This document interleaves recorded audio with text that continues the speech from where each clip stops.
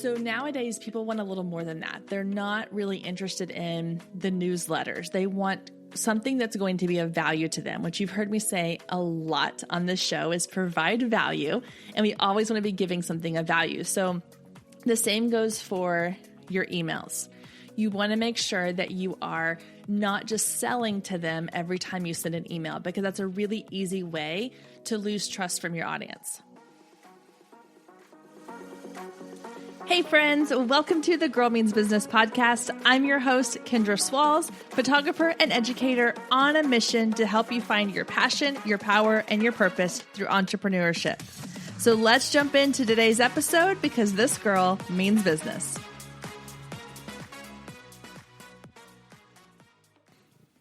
Hey there, guys. Welcome back to the Girl Means Business podcast. You may have noticed a little different intro there. I am changing things up a little bit over here, shaking it up. So I want to start off this episode with just a couple little housekeeping things, one of them being the new intro. So I last month kind of played around the last few episodes with starting the episodes off with a little teaser. I think some people got a little confused. I had a couple of messages saying the episode started in the middle of the show. It's not working right. No, that was just me kind of playing around with some new ideas that I have, some new intros. So this week, I think I've finally figured out kind of the sweet spot with the new introduction and some new music, some upbeat little tunes there, and just kind of shaking things up a little bit. Sort of the same thing I tell people with business all the time. Your business is going to change. It's going to evolve. It's going to grow. And there's absolutely nothing wrong with that. And that's what I'm doing here at the Girl Means Business podcast. Things are starting to kind of grow. I'm getting into a little bit of a groove, figuring out the style and the format that I want this podcast to have. And so just shaking things up a little bit. Let me know what you think. I love your feedback. I love hearing what y'all think. So feel free to pop over into my Instagram and let me know what your thoughts are on the new intro, because I want to make sure it's something you like. All right, number 2 on my list of housekeeping topics is something really exciting. I have just launched a new ebook that is now available to all of you listening. It's called Building Your Brand. So last week here in the Dallas-Fort Worth area, I hosted an in-person workshop for a small group of ladies. And the title of the workshop was Building Your Brand. And it was centered around a lot of the same things I talked about in episode 35 of this podcast. So if you want to go back and take a listen to that, you can. So what I created to go with this workshop is a 46-page workbook. And that's essentially what the ebook is. It's a printable PDF workbook that you can work your way through building your brand. So it's not just a typical ebook where you're reading through it and getting information. There are places within the workbook for you to actually work through the different activities I walk you through, places for you to fill out information specific to your business and your brand. There's places to take notes and jot down thoughts and ideas. It's a very hands-on interactive guide. And for my Girl Means Business listeners, because y'all are awesome and the best, you get it for half off.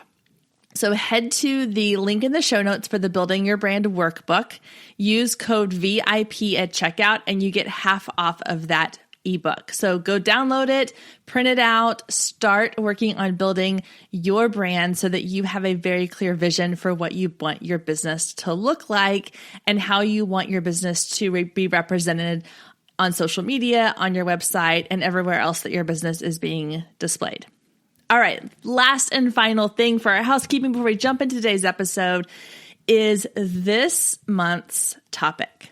So one of the things I mentioned I'm doing for 2020 is I want to have more series type groups of episodes. Now, that doesn't mean that every single episode is going to fall into a series. In fact, coming up after this series, we'll have a couple sort of bonus episodes before we dive into the next series. But for the month of March, we are doing Marketing Madness. So a little play on some March Madness there for you basketball fans. We're going to be talking all about the different marketing techniques that you can implement into your business.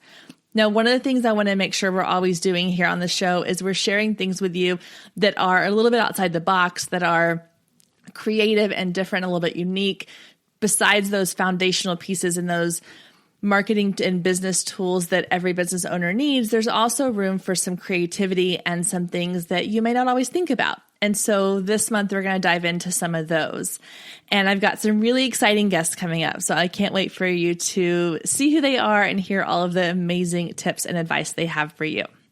So today we're going to be talking about email marketing. But if you go back and you listen to episode 19, you'll know that I already told you sort of the basics of email marketing 101, where I walk you through exactly how to begin an email marketing plan for your business. So today I want to take it to the next level. I want to go to step B, which is now that you have an email marketing set up, you have a system in place, what do you do? How do you get clients onto your email list? And what do you do once they're there? So we're going to really look at sort of the nitty-gritty of what should you be sending out to your email list? What should you be saying and how often? And how do you make them feel welcome so they want to stay on that list? So I think it's going to be really exciting. And you might want to take some notes, just a hint there. All right, guys, let's go ahead and dive in. All right, so email marketing. Like I mentioned a few minutes ago, you can always go back to episode 19 and listen to my email marketing 101 episode if you need the basics for how to begin an email marketing program. That episode walks you through step by step from the very beginning of what platform do you need, how does it work, and how do you get people onto your list. So today we're going to go a little bit deeper and we're going to talk about what to do once those people are already on your list. When I prepare for these episodes, a lot of times what I do is I sort of create an outline of the things I want to talk about and the talking points I want to make sure that I hit. And those are always numbered lists. So I know a lot of you have probably heard on episodes here, I always like to say, well, these are the 5 things or the 3 things or the 7 things. It's just because my brain works in lists and in that format. So today, if I was going to add a number to our list, we're going to talk about 5 different ways to nurture your email list. And number 1 is to have a really great welcome sequence in place. So when someone joins your email list through a lead magnet or a pop-up on your website, you want to make sure that they are greeted in a way that makes them feel like they are welcomed to your list. Now, this doesn't mean you want to bombard them with emails 5 in one day, but it's a really great idea to have a sequence in place, an automated sequence that's going to help them to feel like that you are personally welcoming them into this secret club or this private group that they're now a part of. So I have just switched my email marketing program to a program called Flowdesk. And if you haven't tried Flowdesk, if you're looking for an email marketing platform, guys, this one's amazing because first of all, it's beautiful. Like the email templates are gorgeous and they are all ready and done for you. You just got to pick the one you like and you drop in your information and then it makes people want to open them because they're so stinking pretty. It's so affordable. You know, I was paying around $80 a month with ConvertKit. And that's because every time with ConvertKit that I would add more more names to my list, the more people you have on your list, the more money you pay. And with Flowdesk, they have one set price. And so for $38 a month, you get unlimited people on your list, which is great because that means that you can grow your list without fear of having to pay more every single month. And then they also allow you to create automations, which is my favorite part. And their automation system is super easy. It's very visual, which I like. I like to kind of see the flow that my followers and my email people are going to kind of go through in the process. So if you're looking for a new or a email marketing platform, I highly recommend that you check out Flowdesk. And I'm going to share a link in the show notes because if you use the link in the show notes, you get half off your membership for life. I'm going to say that one more time for the people that weren't really listening this time. You get half off for life. That means that you're only paying $19 a month for life.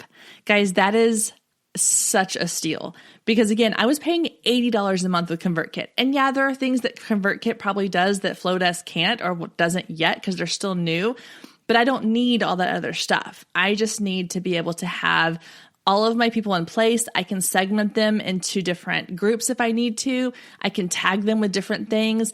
I can automate things, and I can create beautiful emails. So what more could you ask for? So if you are still looking for, or you're looking for a new platform, check out the link in the show notes and get your half off for life with Flowdesk.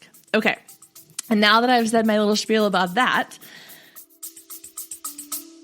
stay with us. We'll be right back. if you've been listening to the Girl Means Business podcast for any amount of time, then you know my love of email marketing runs deep.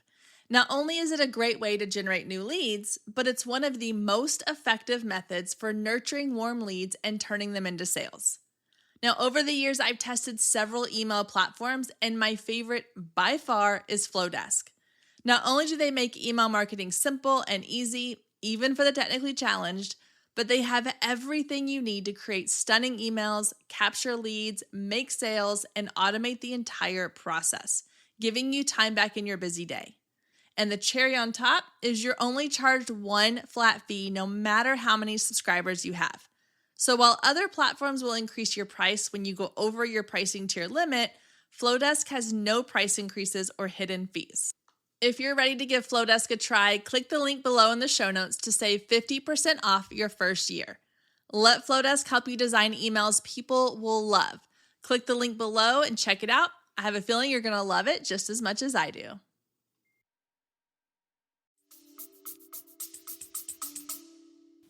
Okay, so a welcome sequence.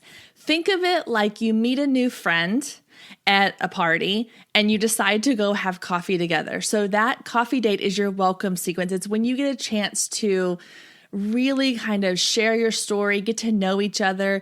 Guys, the whole purpose behind that email marketing is to build a two-way conversation.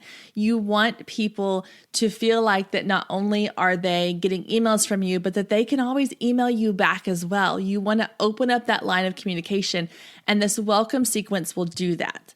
So with your welcome sequence, what I typically do is I have an email that as soon as somebody joins my list, they receive a welcome email from me that is personalized with their name, which Flowdesk allows you to do.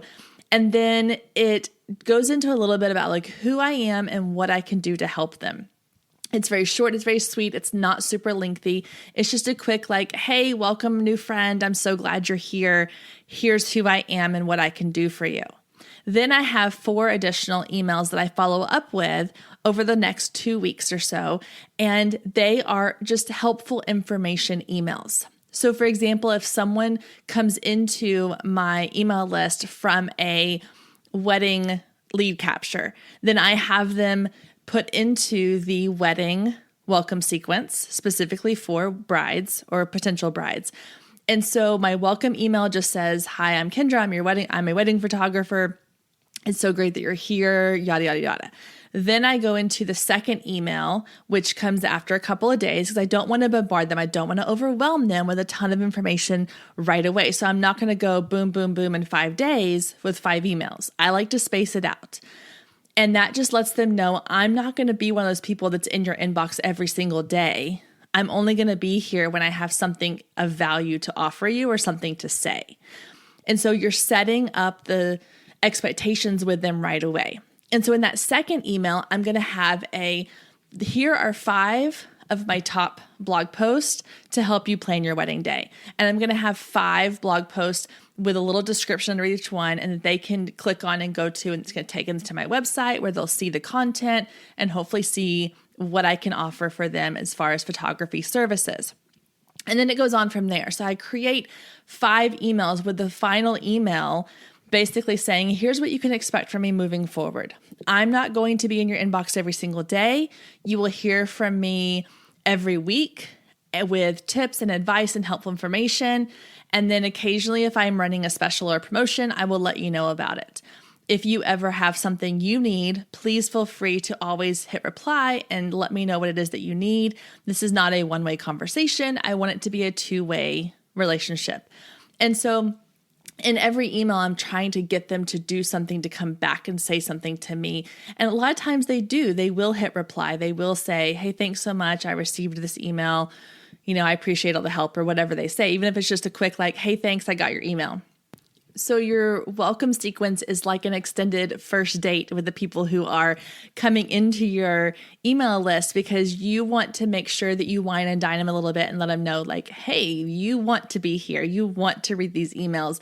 Make sure that you are paying attention when you see my name in your inbox. So I have an extra little bonus for y'all to help you build out your welcome sequence. I've created a template for you. So it's a 5-email template welcome sequence that will give you a jumping off point, a starting point to build your welcome sequence for your audience. Obviously, I can't write it specific to every genre out there. So it's a very generic. So you'll have to kind of add in your own personal touches, but I've given you space to do that in the templates. So if you head down to the show notes, you can grab your free welcome sequence template guide and start building out your first welcome sequence. Because I know a lot of times that's the overwhelming part, is just the starting. What do you say? Where do you go? So I wanted to take that stress away and give you the words to say right away, so that that's not something that is stopping you from creating this great line of connection with your audience. Okay, so number 2, once you have a welcome sequence, you want to establish a consistency with how often you are connecting with your audience. Are you going to be sending out monthly emails, weekly emails, quarterly emails? You need to have some kind of idea for how often you want your emails to go out. It's similar to creating content and blog posts for your website. How often do you want to be adding that content? And it can all tie in together. So I like to kind of look at the calendar and think, okay, what can I do that's not going to feel overwhelming, but that is still going to keep me relevant and consistent in their inbox? So is that every 2 weeks? Is it every month? Is it every other month? You have to figure out what works for you so that you can create consistency without creating overwhelm for yourself. So I would suggest, if it were me personally, aiming for once a month or once every 2 weeks. I think that's a really good starting point for making sure that you are staying within their relevancy in their email box. They don't forget about you, but it's also to the point where that's an easy to manage amount of content you're having to create. So that brings me to number 3, which is, what do you say? It used to be that people would send out newsletters. You would say, sign up for my newsletter, and every month you would get this newsletter email with what have I been up to lately? And if you're a photographer, it might be, here are the sessions I've done recently. Or if you're a realtor, it might have been like, here's the houses that I've sold, or here's what I have available, and da-da-da. So nowadays, people want a little more than that. They're not really interested in the newsletters. They want something that's going to be of value to them, which you've heard me say a lot on this show is provide value. And we always want to be giving something of value. So the same goes for your emails.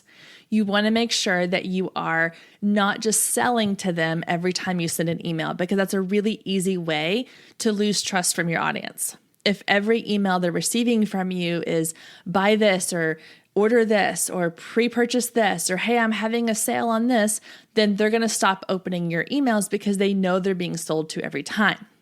But if they receive emails that on a monthly basis say, hey, here's this great tip I found on how to seasonally decorate your home without having a ton of stuff in storage all the time.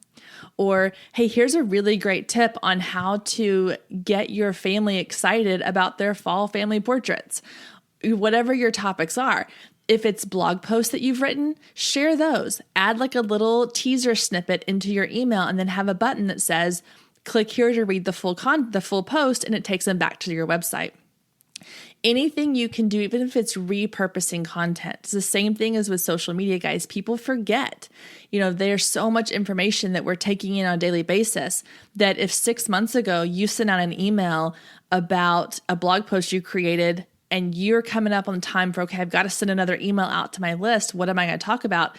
Recycle that old content, because likely they forgot about it.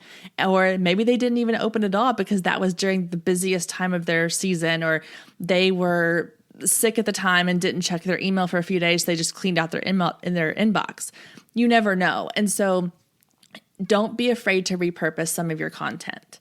But again, you want to be sharing consistent content that has value. So whether that's blog posts, tips, advice, if you have a fashion boutique, then you could talk about like, hey, here's some of the latest ways to style this really cool jacket that we just got in. Or, hey, we're going into spring. Let's look at some ways that you can transition your winter clothes into your spring wardrobe. Those are the kinds of things people are going to be interested in reading about. So one thing you can do to help you with your content so you're not having to sit down the night before and go, oh crap, I have to send out an email tomorrow. What am I going to say? Is create a content schedule. Is sit down at one point and say, okay, if I'm going to send out one email a month, that means I need 12 emails for the year. So let's look at the first quarter, the first 3 months of the year. What can I send out in the first 3 months? Well, January, I can talk about New Year's resolutions and new healthy habits. In February, I can maybe have some kind of Valentine's Day theme.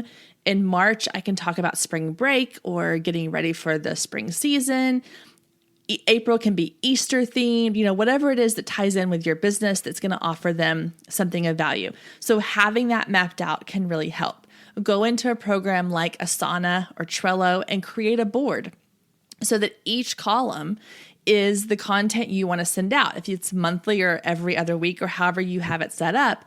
And then as you think of things, a lot of times I get ideas when I'm driving around or when I'm in the shower or when I'm out working in the yard and I can't just pop onto my laptop and write an email. But if I can pull up my phone and do a voice recording or go into Asana on my phone and type in onto my email marketing ideas board and say, okay, I have this idea for this email for 4th of July. I want to talk about, safety around kids and fireworks, or I want to talk about family traditions or whatever it might be, whatever the idea was, I'm going to put it down because then when it comes time for me to create that content, I already have the idea. I just have to put it into a really well-worded email. Also, keep in mind, guys, your emails don't have to be super long. People don't typically read emails that are written like a book. I can tell you from experience, when I go into my email account, if I open an email and it's 3 or 4 paragraphs long, I'm good. But if I open an email and I have to scroll 2 or 3 times to get to the bottom of the email, I lose interest and I click out. So don't think that you have to write an entire essay every time you send an email. It can be short, it can be sweet, and it can redirect them back to something on your website if you want to do that. All right, that brings me to number 4, which is call to action. You've heard me say this earlier about having like a little thing at the bottom that says hit reply and let me know what you think, or a button that sends them to the full blog post on your website. Those are calls to action. That's what you want to have. Just like with your social media post, you want your emails to have a call to action of some kind. It might be something as simple as, hey, click this link to read the entire blog post, or to get your free download, or to hear more about the episode of this podcast, or whatever it might be. You could also say hit reply. If I don't have some place to redirect people to in my email, then I'll just say, if you have a question or you have something you want me to help you with, hit reply. I read every email. I will respond. Whatever's going to make them feel like they're not just being talked to, that you're having a conversation with them. And you'd be surprised at how many people are just waiting for you to open the invitation for them to actually reply to you. Think about the emails you get in your inbox. How many of them do you feel like are talking at you? And you don't always feel like you have this two-way conversation. But then sometimes you receive an email and at the bottom it'll say like, hey, I'd love to know your thoughts on this. Let me know. Hit reply and let me know what you think. Or hey, if you have questions, I'm more than happy to answer them. Hit reply and let's have a conversation. That opens the door to let them know, oh, she actually wants to talk to me. She wants to hear from me. And it's amazing how many people will hit reply and say, oh my gosh, I needed to hear this today. Thank you so much. This was a great tip, or this was a great piece of advice, or, oh, I loved this blog post. I'm going to pass it on to so-and-so. They're not even really asking me for anything. They're just saying something in reply. And those are the emails I love, because those are the ones that let me know that they are engaged and they feel like they can have a communication with me both ways. So you want to make sure you include a call to action in all of your emails the same way that you would do with your social media post. All right. And then number 5, last but not least, how to sell in your emails. Because obviously you are marketing. This is email marketing. So while 70 to 80% of it is going to be sharing tips and advice and valuable content, you also are going to have to sell to them at some point. So when you get ready to create a sales email, my tip, first of all, is to not just have one sales email. I hear this a lot of time with other photographers and business owners. They'll say, well, I don't love email marketing because I sent out an email about my spring Easter mini sessions and nobody booked. And my follow-up question is, well, how many emails did you send? Well, just the one. Okay, well, it's the same thing with social media, guys. People don't always read their emails. Or they might, and they get busy, life gets in the way, and they forget, and they don't think to go back and dig through their emails, or it accidentally got deleted, or whatever it might be. Don't be afraid to have a sales sequence the same way you have a welcome sequence. It can be 3 to 4 to 5 emails. And in that sales sequence, you're going to start off with letting them know, hey, something really exciting is coming. I can't tell you what it is yet. It's really exciting though. Just know to keep an eye on your inbox in the next couple of days because I'll be announcing it on Thursday of next week or whatever if you want to give them a specific date. One of the fun things about the Flowdesk email templates is there's one that has like a countdown timer in it. So when you get ready to do like a really cool sales thing, you can be like, hey, I've got a really exciting announcement coming up in 4 days. Make sure that you check your inbox in 4 days. And you can add in like a little countdown that lets them see a live countdown of when that is happening. And so giving them something to get excited about is a great way to kind of lead into your sales sequence. And then once you have like the excitement built, and you can even have 2 emails that are kind of building excitement. So you could say a week before, say, hey, I've got this really exciting thing coming. I can't wait for you to hear about it. Make sure you keep an eye on your inbox. And then maybe 2 days out, you say, oh my gosh, guys, I'm super excited. In 2 days, I'm announcing this really exciting thing in your email. It's exclusive to my email list. So make sure you check your email on Tuesday or Friday or whatever day that's going to be. And then you have your sales emails. So obviously the first one is going to be the big announcement. It's the biggest sale of the year. I'm doing mini sessions. We're offering this special event. I've got this new product I'm launching. Whatever your big sale is, you're going to make it like it's this huge celebration. And then you want to make sure, obviously you have a call to action, you have all the hype. So you've got the 2 emails leading up, you have the sales email that's super exciting and colorful and pretty and gets people excited and makes them want to click the buy now button. And then you're going to have 1 to 2 follow-up emails where you say things like, hey, did you see my announcement last week? We've got this really exciting thing going on. Make sure you check it out. And then the follow-up's going to be, hey guys, just wanted to drop in and remind you in case life got in the way. I know things get crazy and busy. We've got this really exciting thing coming up. It ends on this date. And again, you can add in a timer because people need to see it. They need to know that they are on a time limit. So if you're announcing that you have a sale going on in your business, but it's only a sale that lasts for 2 days or a week, you want to make sure that they know that. If you're doing signups for a mini session and you have to have it signed up by a certain date in order to get the mini session price, let them know that. So now in this sales sequence, you've had 1 to 2 emails where you build excitement and get them excited and interested. You have your big announcement sales email, and then you have 1 to 2 or 3 follow-ups. If your event or your sale has like a specific end date, then you want to make sure towards that end date, you're really saying like, okay, this is your last chance. You want to sign up. You want to get the special. You want to shop now. Because again, guys, life gets in the way. People check their email first thing in the morning and they're like, okay, I'm going to come back to that. And then within an hour or 2, they have moved on to something completely different. So don't be afraid to follow up. So that sales sequence, again, that doesn't need to happen all the time, but if you're going to have 2 or 3 big events in your year, big marketing things, then you want to make sure that those are an entire sequence and not just one random email that goes out that says, hey, I've got this really great thing coming up. You build excitement, share your big news, and then follow up and make sure you remind them that it's happening. And again, like I just said this a minute ago, but I want to make sure I reiterate this, guys. This is not something you're going to do every single month. This is something you're going to do maybe once a quarter, but probably more like 2 or 3 times a year. This is your like big sales push. Obviously, you can come in at different times if you have like a little thing here and there that you want to promote. You can add those into your regular emails at the bottom and be like, hey, P.S., by the way, don't forget, I have senior sessions are now booking up, or hey, we're getting our new spring line coming in a couple weeks. Make sure you come check it out. Those are little things you can slip into those sort of regular emails that you're sending out on a consistent basis. These sales sequences are for these big pushes that you want to make sure you drive a lot of people to. All right, guys. So that is a little bit of a deep dive into how to use email marketing in your business.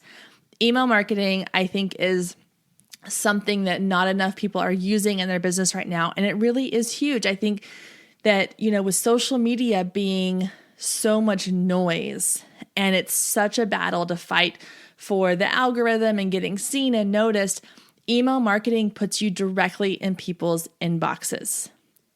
It gives you a direct line to your ideal clients. You are literally going to be in their email box. You're going to be on their phone, on their computer, and yeah, they can delete it, they can move it, they can ignore it, whatever, but at least they're seeing it. Whereas with social media, you don't always know that they're seeing it. So if you're not utilizing email marketing, I'm going to challenge you that in the next couple of weeks, I want you to give it a try.